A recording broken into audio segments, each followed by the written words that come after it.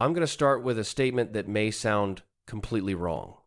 Reaching $500,000 can actually delay your retirement. Yes, you heard that right. $500,000, the number many people spend decades trying to reach, is exactly the point where thousands of people begin, without realizing it, to make a quiet mistake that can delay retirement for years. And the most interesting part, almost no one realizes they're doing it. Because when a portfolio finally approaches $500K, something psychological happens. The feeling of progress becomes so strong that many people start making decisions that seem smart, but that completely change the long-term trajectory of their wealth. And in a few minutes, I'm going to show you exactly what that mistake is. But before we get there, we need to understand something that almost nobody explains properly about retirement planning. Retirement doesn't change when you hit a single number.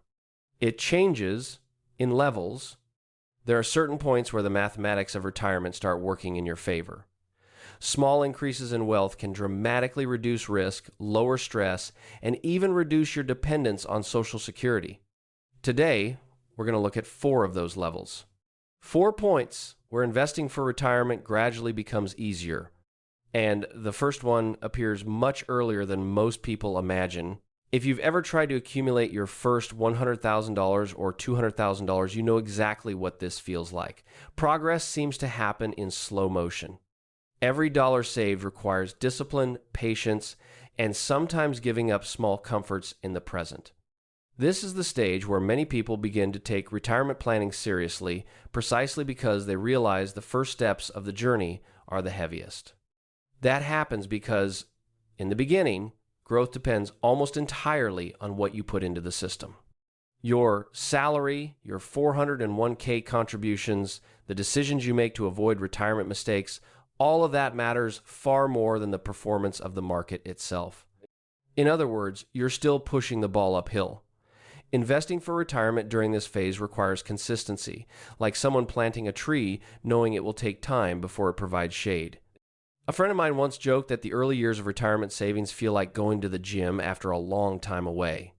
At first, everything hurts, progress feels small, and you start wondering whether it's even worth continuing. But slowly, something begins to change. The muscles respond, the effort starts to pay off. And in the financial world, something very similar happens when your portfolio begins approaching certain levels. When a portfolio starts getting close to around $250,000, small market movements begin to have a more noticeable impact. A strong year can mean gains of tens of thousands of dollars. And that changes the feeling of the journey. You start to realize you're no longer running alone. Your money begins, quietly, to run alongside you. Of course, this still isn't financial freedom. It's not the moment to retire early or relax completely, but it is the first point where investing for retirement begins to reveal a bit of its true power. And when that number finally doubles, when a portfolio approaches $500,000, something even more interesting begins to happen. Let me ask you for something quick. If this video made you realize that retirement isn't just about reaching some magic number, but about understanding the levels of the game, then do this. Leave a like on this video.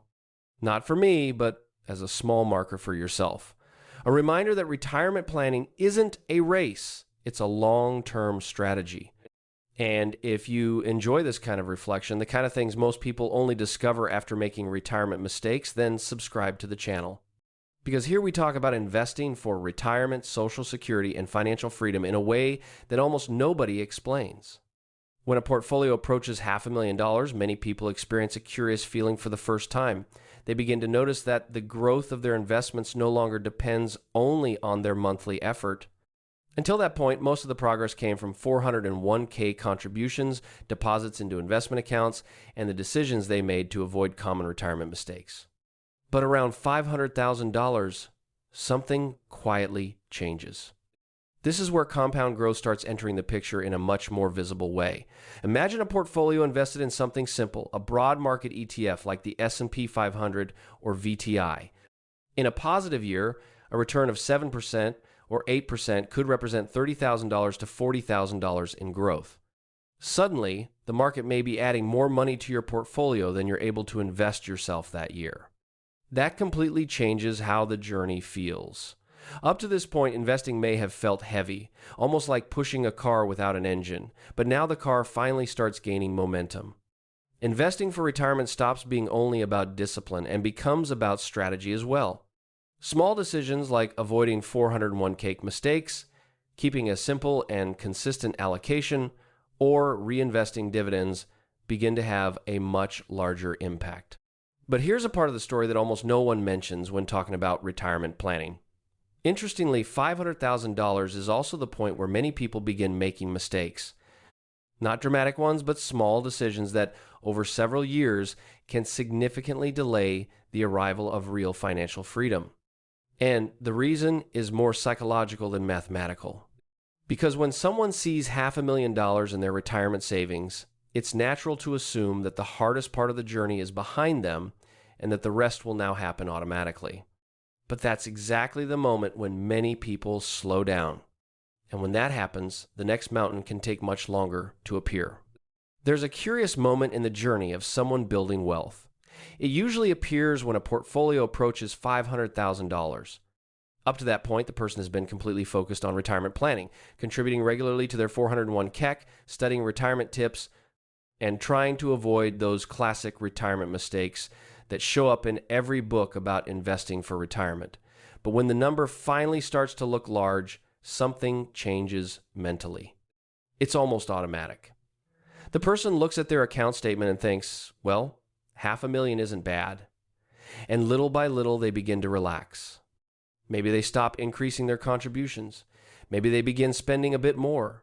Sometimes they even take bigger risks trying to accelerate the process. It doesn't feel like a mistake in the moment. In fact, it feels like a well-earned reward after years of building retirement savings.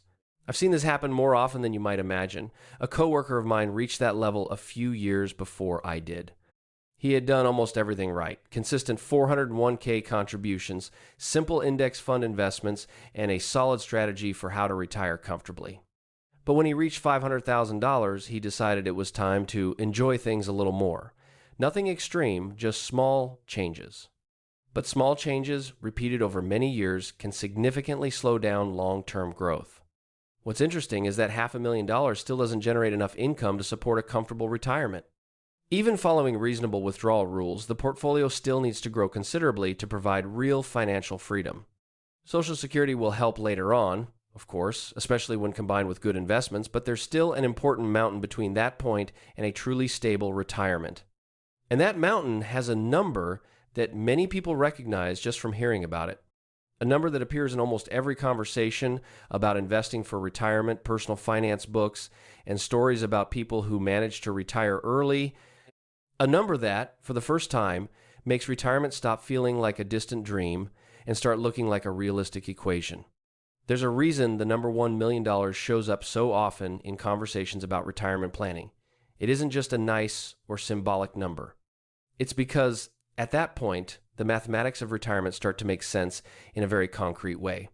Suddenly, what once seemed like a distant goal begins to look like a workable plan.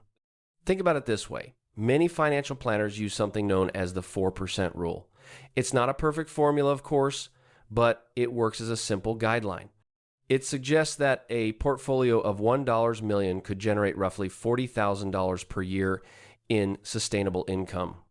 Now, $40,000 a year may not sound like a fortune, but it already represents a real foundation within an investing for retirement strategy. This is the moment when many people begin to look at retirement differently. Before, the focus was on avoiding 401k mistakes, increasing retirement savings, and continuing to accumulate wealth. Now, for the first time, a new question appears. Could this actually work? Maybe not necessarily to retire early, but perhaps to work less, choose more meaningful projects, or reduce financial pressure. And this is where an important detail often gets overlooked when people calculate how to retire. Most American retirees don't rely solely on their investment portfolio. There's another crucial piece of the puzzle: Social Security. For many households, that benefit represents a significant portion of retirement income, and when it's combined with a solid investment portfolio, the picture can change quite a bit. Because when $1 million in investments meets Social Security, something interesting happens in the retirement math. Suddenly, that annual income that once looked merely reasonable can turn into something much more comfortable. And that's when many retirees realize that financial freedom may be closer than they ever imagined. Now let's imagine a situation that's quite common in the United States. A couple reaches retirement and begins receiving something close to $3,500 per month in Social Security. It's not an extravagant amount, but it's also not unusual. Over the course of a year, that adds up to roughly $42,000 in relatively stable income. Now add to that a portfolio of about $1 million built over many years of investing for retirement. Following that same conservative withdrawal logic, this portfolio could generate roughly $40,000 per year. Suddenly, the picture changes quite a bit. Total income now lands somewhere around $80,000 per year, which for many American families comfortably covers the cost of living. This is where many retirees realize that avoiding retirement mistakes throughout their working years made a tremendous difference. Consistent 401k contributions, discipline with retirement savings, and simple investment choices like broad ETFs or index funds end up creating a very solid financial base. When Social Security enters the equation, the portfolio stops being the only source of income and instead becomes a powerful complement. I've seen people discover this almost by accident. A friend of mine spent years worrying about how to retire safely. He constantly reviewed spreadsheets, read books about retirement planning, and always feared that the numbers wouldn't be enough. But when he finally placed Social Security and his investments side by side, he realized something interesting. The combined income created far more stability than he had imagined. But there's still another interesting point along this journey, because even though this combination already provides a strong level of financial security, there is a level where something deeper happens. It's not just about numbers or annual income anymore. It's about something many retirees value even more, a genuine sense of peace of mind. There's an interesting moment in the journey of people who have spent many years investing with discipline. It usually appears when net worth approaches $2 million. Until that point, the focus has always been on growing the portfolio, avoiding retirement mistakes, and continuing to strengthen retirement savings. But when the number begins to cross that range, something changes, and it's not just the math. Let's look at the numbers first. A portfolio of around $2 a million, following a prudent investing for retirement strategy, could potentially generate about $80,000 per year in income.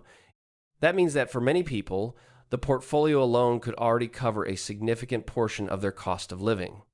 When Social Security enters the picture, total income can become even more comfortable. But what really stands out at this level isn't just the money coming in, it's the reduction in stress.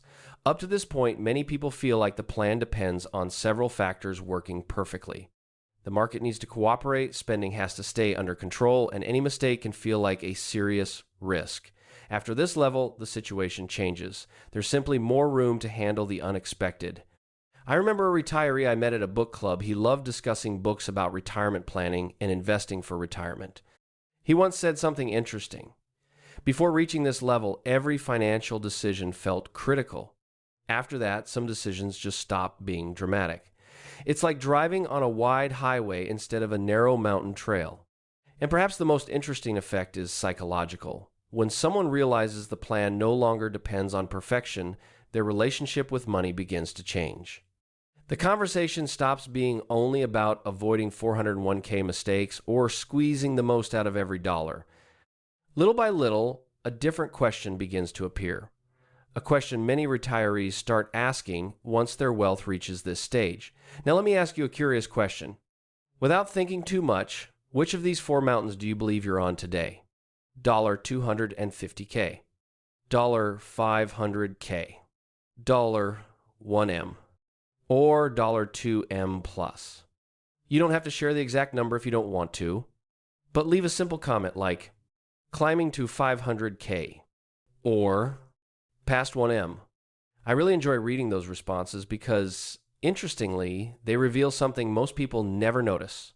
People at completely different stages of their retirement savings journey watch the same videos and are trying to solve the exact same questions about how to retire. So tell me in the comments, which mountain are you climbing right now? There's something interesting that happens after certain people cross this level of wealth. It's not a sudden shift like flipping a switch. It's more like a change in the atmosphere. Gradually, the relationship with money begins to transform. For years, the focus was on retirement planning, on avoiding retirement mistakes, and on strengthening retirement savings. But after a certain point, the conversation begins to change. Before, every financial decision seemed to require careful calculation. Can I afford this? Is this investment safe? Is my plan for how to retire actually going to work? These questions are natural throughout most of the journey. But when the portfolio grows and potential income becomes more comfortable, especially when combined with Social Security, something new appears, something many retirees describe as a different kind of peace of mind. I've heard this from several people who spent decades investing for retirement. One of them once told me something I never forgot. For years, I worked for the money. Now it finally feels like the money works for me. That doesn't mean spending carelessly or abandoning good retirement tips. It simply means life begins to offer more room for choice. This is when many people start exploring things they set aside for years. Some return to learning books like How to Retire, Happy, Wild, and Free often come up in those conversations. Others begin creative projects, gardening, photography, or even volunteer work. Interestingly, many discover that financial freedom doesn't simply mean stopping work. It means choosing what is truly worth doing with their time.